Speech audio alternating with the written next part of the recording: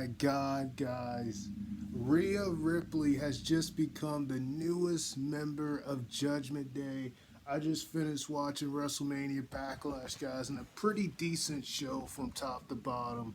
And Rhea Ripley in a match in the WrestleMania rematch between Edge and AJ Styles was this had this disguise on. She came out for she came out to the ring.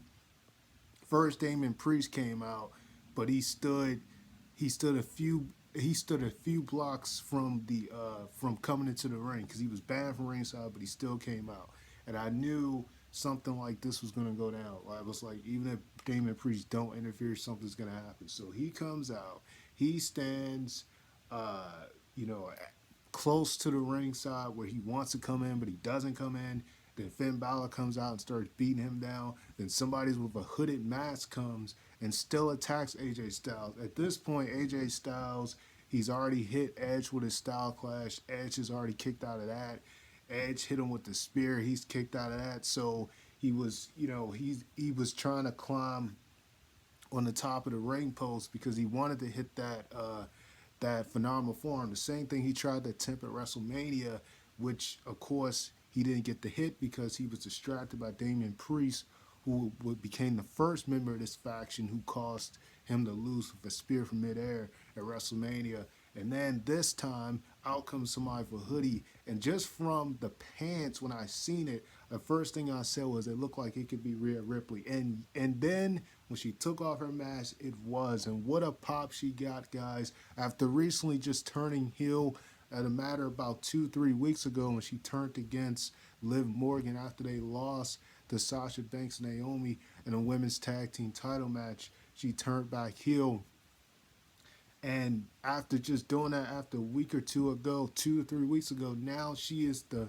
newest member of Judgment Day and the first female member of the group, guys. Now 3 members of the group. Wow. Wow. I gotta say, it was rumors that more people is going to be involved in the group, and I think this fits Rhea Ripley pretty well. I think this really fits her, especially when you look at how her character is. This is definitely going to put her in a better direction of where she's been over the past year. She was the Raw Women's Champion last year, but after her feud with Charlotte, she's just been in the tag team title picture ever since. And after that, she just she turned heel. She said she was done being in tag teams that's been holding her back. Of course, the first tag team she was in with Nikki Ash, Nikki was the one who turned on her, but in this case, with the second one, she turned on Liv. But then she was in a 6-person tag match, so 6-woman tag match that they had on Raw, which was a pretty good go home show for Backlash they had on Raw. But even then, she was on a losing team. But it's like, it's funny because you look at the fact she said she wouldn't be on a team anymore tag teams. She's technically in one now, but by her being the only female member, it's a good chance that she's going to be chasing after the Raw Women's Championship. I'm really interested to see how this is going to go for Rhea. I think at this point with her joining this faction, I could definitely see her going after Bianca.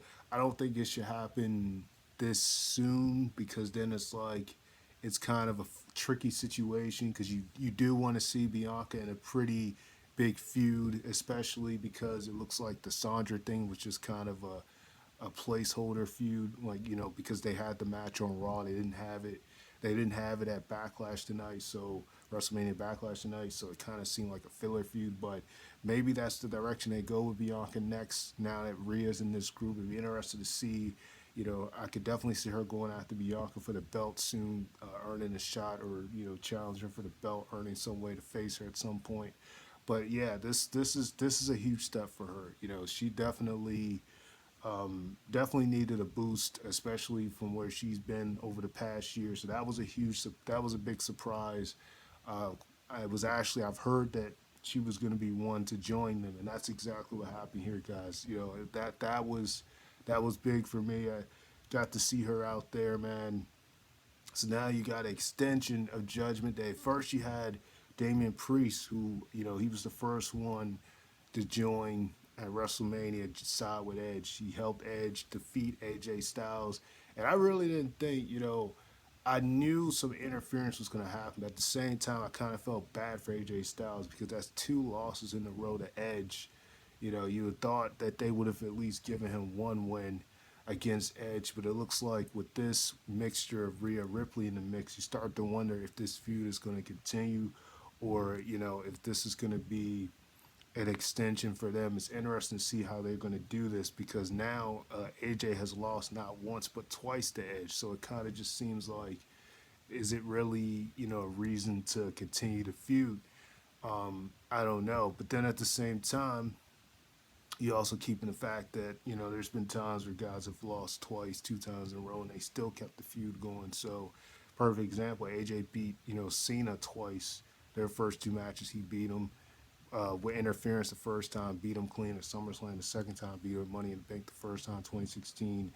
But then, their feud actually still continued. So, it's, well, it was paused for a second, but then it came back eventually. So it's interesting to see if this would be the end of this or if it would keep going. But I'm definitely interested to see where Rhea goes from here, especially joining the group. This was definitely huge for her. And a pretty star-studded, pretty decent WrestleMania Backlash, guys. It was nice to see her out there. Now she's joined the group. Edge defeats AJ Styles yet again, this time with a submission, kind of like a crossface almost. It was actually the same submission hold he beat Seth Rollins with at SummerSlam last year. He put that on AJ. AJ did not tap out, but he passed out, and that's how he won the match. So what a huge moment for that. Also, we had we have a new SmackDown Women's Champion, Ronda Rousey. Pretty great match right here between her and Charlotte in the I Quit match.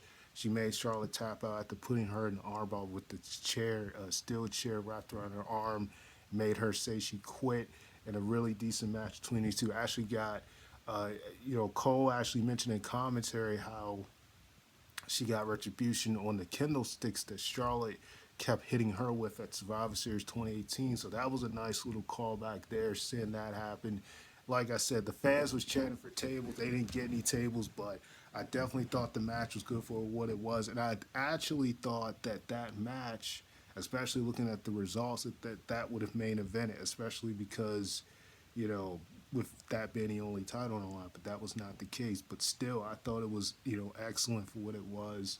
I would honestly say, in my opinion, in some ways, it was even better than the WrestleMania match. I mean, especially because the WrestleMania match, I thought it was good, but the finish, it's all about the finish, and just like the Styles and Edge, their first match where the finish kind of messed it up, just like in this case, the finish with the ref bump and Charlotte winning the way she did, that kind of brought the match down with the finish.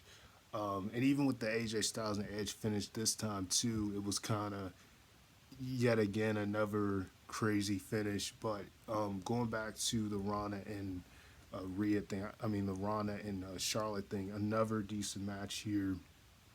A really decent match here.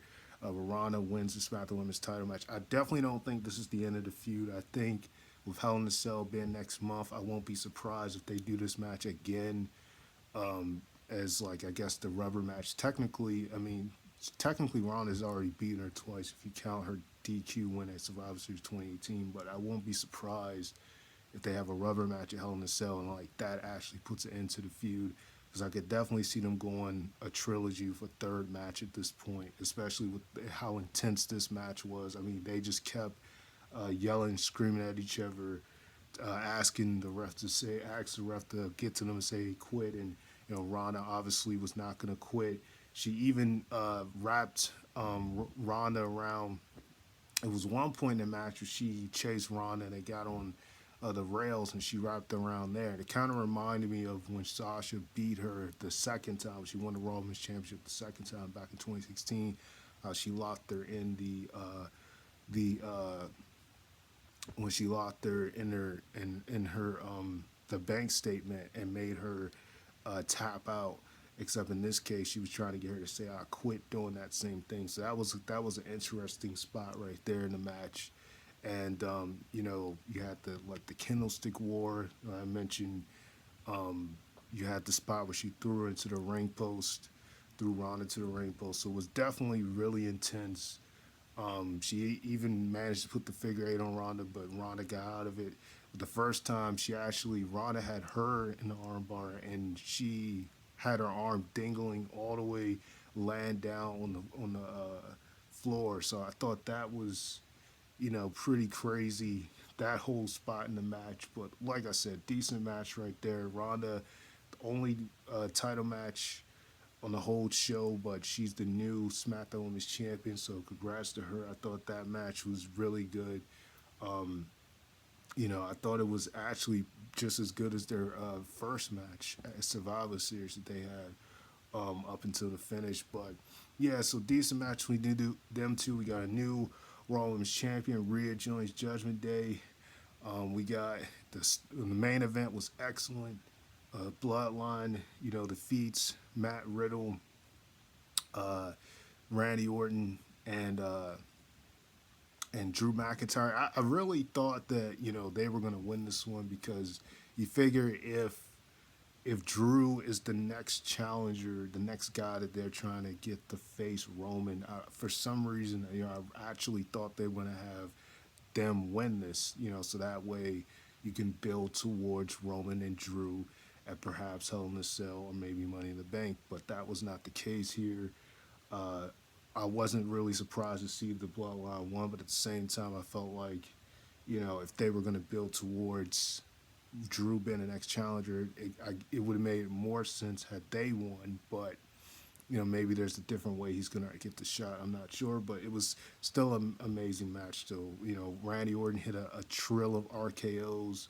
He got the biggest pop when he hit the RKO on Roman. The way he hit it, how it just came out of nowhere. RKO on both of the Usos. I thought that was amazing how that happened.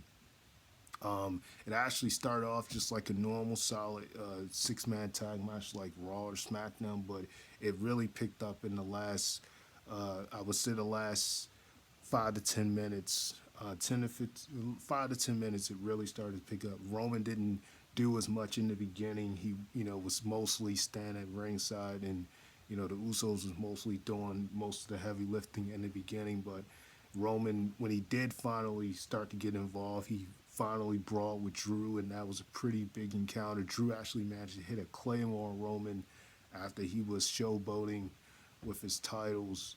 And he also, like I said, he got hit with the RKO. He hit a Uranagi on Drew through the announce table. The Usos, of course, they hit a trilogy of super kicks. Randy Orton hit power slams of both of them. I mean, this match was just, really a good way to end the show. I didn't think it should have main evented at first by, with it being just a regular six-man tag, but I tell you, I didn't think it should have main evented for a while, but the way how it went, though, I gotta say, it was definitely worth it. It was definitely an amazing match, and I mean, I don't have any complaints. I mean, I still thought it was amazing, especially with the way how the whole match went down. So it's just an excellent match right there. The Bloodline wins after Roman spears Matt Riddle after he hits an RKO on Jey Uso from midair. Then he gets speared because he tags Jey in. So you had that whole thing go down. Um, like I said, it was just a really big match, really decent match from top to bottom. Even the Madcap Moss and Corbin thing, Happy Corbin right before the main event. Even that match, I didn't think it was bad. I actually thought it was a pleasant surprise. I didn't think it was. I didn't think it was like great or anything, but I did think, for what it was worth, it was definitely they definitely bought it. That was probably we seen some stuff we don't usually see from Happy Corbin when he hit a senton. We saw, Madcap Moss with a really good looking fallaway slam. He hit on Happy Corbin, so I thought that match and the way he won for Sunset Flip.